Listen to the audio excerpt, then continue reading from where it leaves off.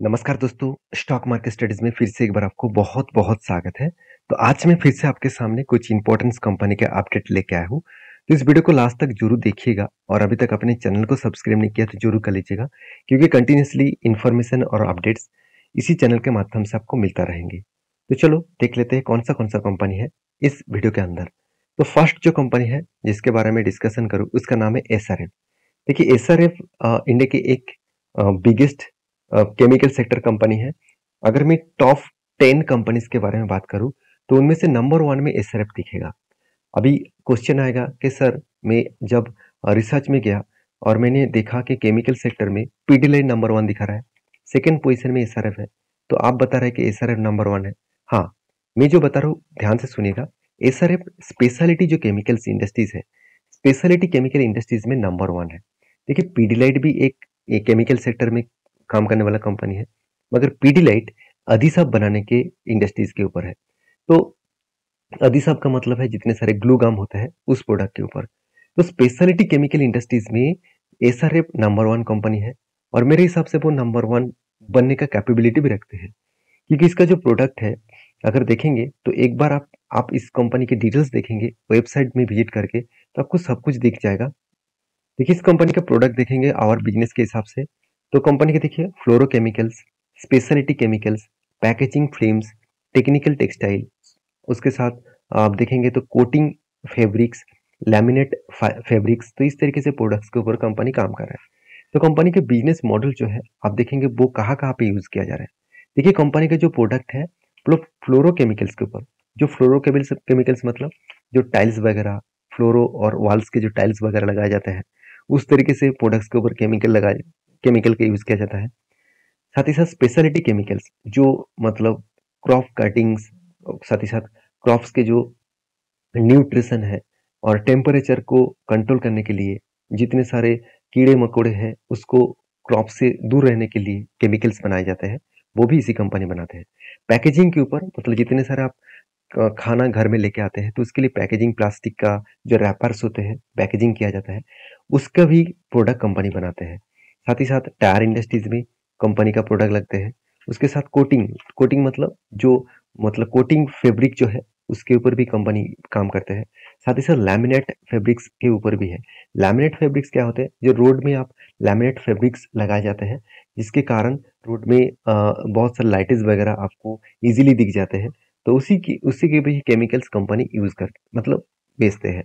तो कंपनी के यही खासियत के कारण कंपनी आगे चल के एक बड़ा धमाका कर सकते हैं। और मोटा मोटी में बात करूं कंपनी का परफॉर्मेंस आपको बेस्ट दिखेगा, एक रीजनेबल प्राइस में दिखेगा, एनुअल इनकम भी बेस्ट है, आरओसी आरओई तो अच्छा खासा लेवल्स में है, 20% के ऊपर है, कर्जा ठीक ठाक है, हाथ में कैश भी है। और मजेदार बात है कंपनी का तो मतलब अर्निंग पर शेयर भी बढ़ रहा है।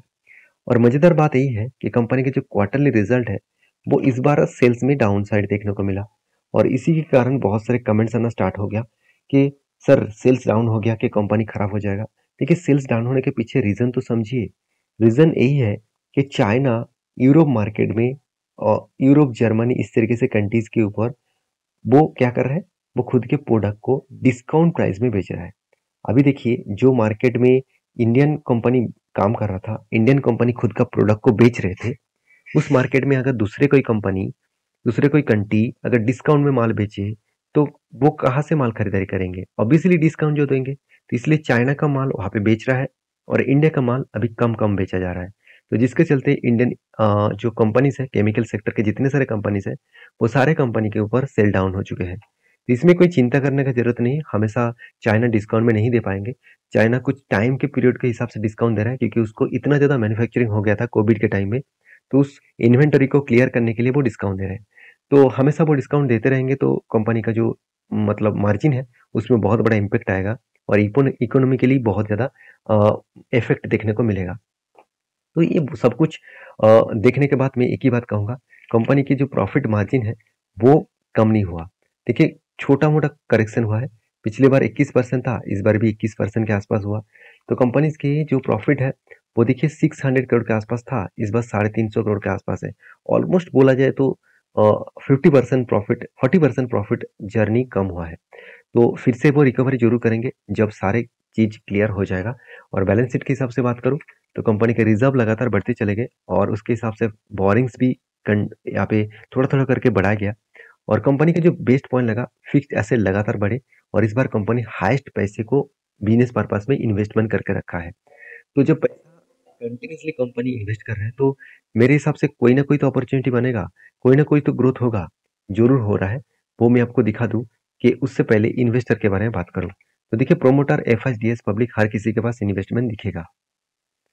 तो रही बात कंपनी के लास्ट कुछ फ्यू मंथ्स का डेटा अगर आपको दिखा दूँ, तो आप देखेंगे तो म्यूचुअल फंड ने कुछ स्टेक को यहाँ पे कम किया।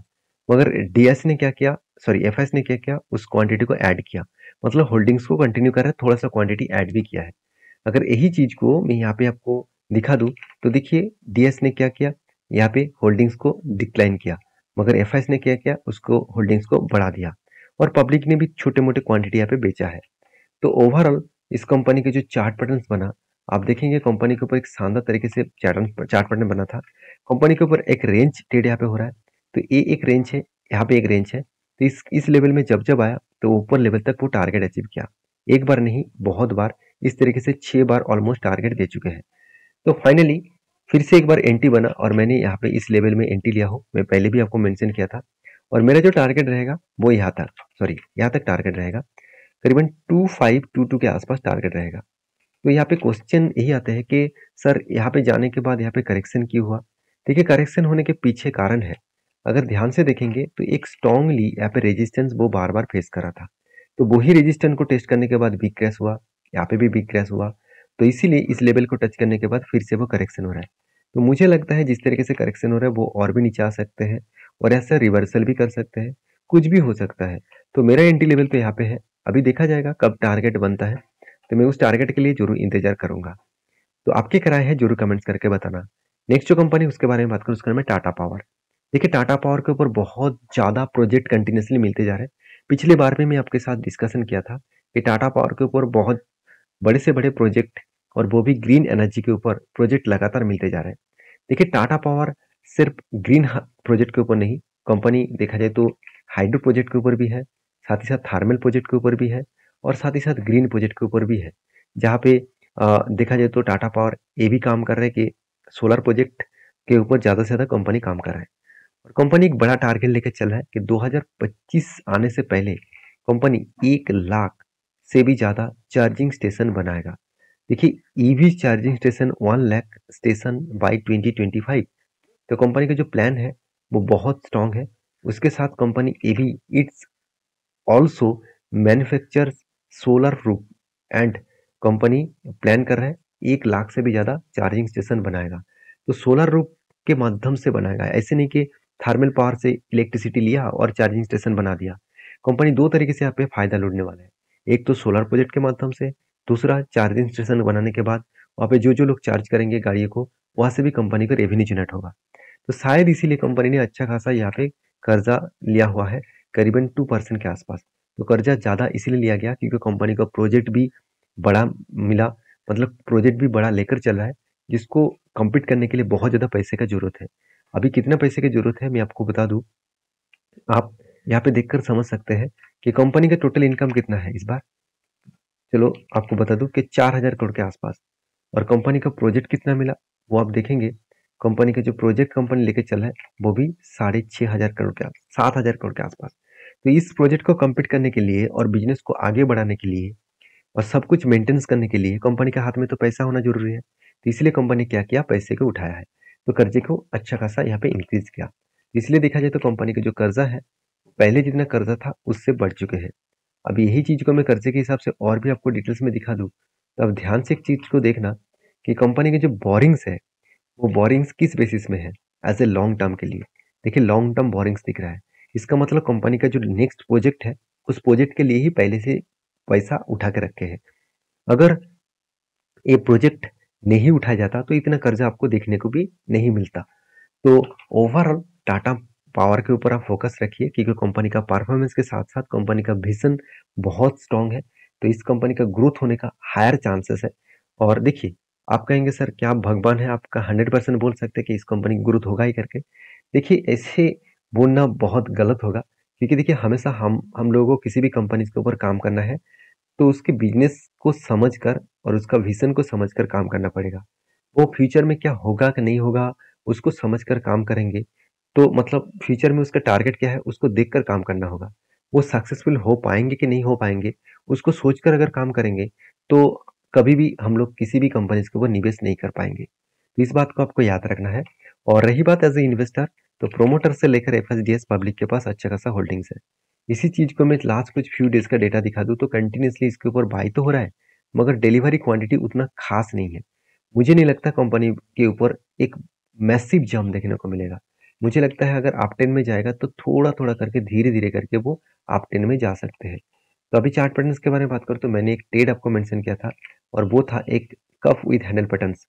तो उसके बाद ब्रेकआउट भी हुआ, ब्रेकआउट कंफर्मेशन भी हो चुके हैं। तो मेरा एंट्री इस लेवल में है और मेरा टारगेट जो रहेगा वो ऑलमोस्ट 310 रुपीज़ के आसपास। तो यहाँ से अगर यहाँ तक टारगेट बनता है तो करीबन 26% के आसपास टारगेट मिल सकता है। देखिए मिल सकता है का मतलब है कि कोई गारंटी नहीं है कि मिलेगा करके। तो मैं तो एंट्री तो ले चुका हूँ, अभी देखा जाएगा क्या होने वाला है। तो नेक्स्ट जो कंपनी है जिसके बारे में डिस्कशन करूँ उसका नाम है लक्ष्मी ऑर्गेनिक। देखिए केमिकल सेक्टर से बिलोंग करने वाला कंपनी है और केमिकल सेक्टर में कितने सारे कंपनीज हैं। एक ही बात कहूंगा, केमिकल इंडस्ट्रीज में हमेशा आपको एक चीज को ध्यान रखना है कि अगर वो केमिकल्स कंपनी स्पेशलिटी केमिकल्स के ऊपर काम कर रहा है तो फिलहाल के लिए उसका सेल्स और कंपनी का प्रॉफिट मार्जिन डाउन में दिखेगा। तो चलो देख लेते हैं कंपनी का प्रोजेक्ट क्या है। आप देखेंगे कंपनी का जो बिजनेस है ऑफ स्पेशलिटी केमिकल्स, तो बिजनेस टोटली स्पेशलिटी केमिकल्स के ऊपर ही है, जिसके जिसके चलते है कंपनी में अपकमिंग कुछ ईयर्स में और भी प्रेशराइज देखने को मिल सकता है। क्योंकि एक रिपोर्ट के माध्यम से बताया जा रहा है कि 2025 तक कंपनी के जितने सारे स्पेशलिटी केमिकल्स कंपनी है उसके ऊपर एक प्रेशराइज देखने को मिलेगा। क्योंकि लगातार लगातार अभी भी मार्केट में जो डिमांड है वो घटते जा रहा है, क्योंकि चाइना ने कुछ इस तरीके से शेड्यूल्स किया जो मैंने आपको इस सरप के ऊपर बता चुका हूँ। तो जिसके कारण स्पेशलिटी केमिकल्स बेचने वाला जितने सारे कंपनीज है उसमें एक प्रेशराइज तो बनेगा।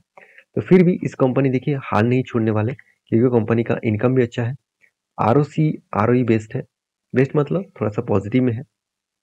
कंपनी के P ratio industry P ratio बहुत हाई है, इसका मतलब कंपनी एक ओवर वैल्यूड के हिसाब से देखने को मिला है। डेप्थ के बारे में बात करूँ तो 29 के आसपास देखने को मिला और प्रोमोटर के होल्डिंग्स के बारे में बात करूँ तो 72% के आसपास देखने को मिला है। अगर यही चीज मैं ईबिटा मार्जिन के हिसाब से दिखा दूं तो 32.8% के आसपास देखने को मिला है। तो कंपनी के जो क्वार्टरली रिजल्ट है मतलब प्रॉफिट एंड लॉस है उसके बारे में बात करूं तो कंपनी के जो प्रॉफिट एंड लॉस है वो लगातार लगातार यहाँ पे सेल्स को जो है वो इंक्रीज करते गए। और देखिए ईयर ऑफ ईयर बेसिस में आपको उतना कुछ चेंजिंग नहीं दिखेगा, छोटा मोटा यहाँ पे सेल्स में करेक्शन दिखेगा। अगर यही चीज को मैं क्वार्टरली बेसिस में दिखा दूं तो देखिए यहाँ पे सेल्स थोड़ा सा करेक्शन बीच में हो गया था, फिर से कंपनी रिकवरी भी कर दिया। तो यही कंपनी की खासियत है कि कंपनी इस खराब सिचुएशन को भी कंपनी अच्छी तरीके से कंट्रोल भी कर रहा है। और कंपनी का जो ऑपरेटिंग प्रॉफिट है वो 13% से घट के हो चुके 11%। कंपनी का नेट प्रॉफिट के बारे में बात करें तो 64 करोड़ के आसपास प्रॉफिट हुआ था। सेल्स अच्छा होने के बाद भी कंपनी का प्रॉफिट मार्जिन खराब हो गया, मतलब प्रॉफिट मार्जिन 50% कम हो गया। इसके पीछे दो रीजन है। पहली बात, कंपनी के एक्सपेंस बढ़ चुके हैं। एक्सपेंस कहाँ पे बढ़ा, आप देखेंगे कंपनी का जो मटेरियल कॉस्ट है वो 61% से बढ़ के हो चुके 65%। क्योंकि मटेरियल कॉस्ट जो है वो मटेरियल्स का जो प्राइस है वो इंक्रीज होता जा रहा है और इसी के कारण कंपनी के ऊपर एक प्रेशराइज भी है, क्योंकि सेल्स डाउन है और मटेरियल जो प्रोडक्ट्स है, रॉ मटेरियल्स जो है उसका प्रोडक्ट्स का प्राइस भी बढ़ रहा है। तो इसके बेसिस में कंपनी का यहाँ पे एक ग्रोथ जो है वो थोड़ा सा प्रेशराइज में है। तो कंपनी के बैलेंस शीट के बारे में बात करूँ तो लगातार कंपनी का रिजर्व बढ़ते जा रहा है और उस हिसाब से देखा है तो कंपनी का जो बोरिंग्स है वो लगातार यहाँ पे धीरे धीरे करके बढ़ते जा रहे हैं, क्योंकि कंपनी कर्जा भी उठा रहा है। क्योंकि बिजनेस को स्टेबल रखने के लिए, बिजनेस के ऊपर इन्वेस्टमेंट करने के लिए पैसे की तो जरूरत है, तो इसलिए कंपनी छोटे मोटे क्वांटिटी यहाँ पे छोटे मोटे जो बोरिंग्स था उसको इस बार बढ़ा चुके हैं। तो बोरिंग्स किस बेसिस में लिया गया, अगर आप देखेंगे तो बोरिंग्स यहाँ पे शॉर्ट टर्म और लॉन्ग टर्म दोनों के लिए ही लिया गया है। अगर यही चीज को मैं अगर आपको बोरिंग्स के डिटेल्स के बारे में बात करूं तो प्रॉफिट फ्रॉम बोरिंग्स में कंपनी इस बार 270 करोड़ के आसपास पैसा उठा लिया। तो ज्यादा पैसा इस बार उठाया गया, तो कर्जे रीपेमेंट भी किया। अभी इस बार रिपेमेंट नहीं किया गया, नेक्स्ट ईयर में रिपेमेंट किया जाएगा। तो एज ए डिविडेंड के हिसाब से कंपनी 19% के आसपास डिविडेंड भी दे चुके हैं। तो रही बात कंपनी के इन्वेस्टर के, तो प्रोमोटर के बाद एफआईएस और डीएस के पास उतना होल्डिंग्स नहीं दिखेगा क्योंकि कंपनी बहुत छोटा है। तो इंस्टीट्यूशन इस तरीके से कंपनी के ऊपर कंटिन्यू नहीं करना चाहते। और रही बात इस कंपनी के चार्ट पैटर्न्स का, तो देखिए यहाँ पे एक पैटर्न क्रिएट हुआ कि शोल्डर कम हेड, उसके बाद शोल्डर बनने जा रहे हैं। तो शोल्डर अभी तक कंप्लीट नहीं हुआ, जब कंप्लीट होगा तो मैं आपके साथ जरूर शेयर करूंगा। तो यहाँ पे क्वेश्चन ये आते हैं कि सर यहाँ पे करेक्शन हो रहा है तो कितना और गिर सकता है। देखिए जिस तरीके से सिचुएशन क्रिएट हुआ है और उसके साथ साथ अगर मैं इसी चीज को एज ए 20 डेज ईएमए के हिसाब से देखूँ, यहाँ पे जो ब्लैक लाइन यहाँ पे देखने को मिला है वो 20 डेज ईएमए है। मुझे लगता है 20 डेज ईएमए को रीटेस्ट करेगा, उसके बाद वो वापस जा सकते हैं। अगर 20 डेज ईएमए को ब्रेक डाउन करे तो एक अच्छा खासा फॉल भी देखने को मिलेगा।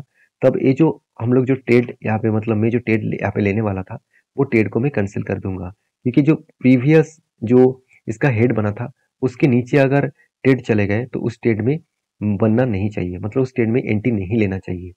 तो बाकी आप समझदारी से काम करिए, स्टडी करके काम कर सकते हैं। तो नेक्स्ट जो कंपनी है जिसके बारे में डिस्कशन करूँ उसका नाम है गुजरात फेमस लिमिटेड। तो गुजरात फेमस लिमिटेड जो है वो एक देखा जाए तो एक फार्मास्यूटिकल्स कंपनी है। इसके ऊपर भी एक बहुत बड़ा अपडेट्स आया। वो अपडेट क्या है आप देखेंगे। अपडेट है कंपनी का स्प्लिट। कंपनी का जो फेस वैल्यू 5 रुपया था अभी 1 रुपया बनने वाला है। इसका मतलब हर एक शेयर में कंपनी आपको 5 शेयर देने वाला है। इसका मतलब मान के चलिए आपके पास 100 शेयर है तो उसके अगेंस्ट में आपको 500 शेयर मिल जाएगा। तो खुश होने का जरूरत नहीं, कंपनी के ऊपर रिसर्च करना, उसके बाद काम करना। तो मिलते हैं इसी तरीके से नया वीडियो लेकर, तब तक के लिए अच्छे से रहिए, अपने ख्याल रखिए। धन्यवाद।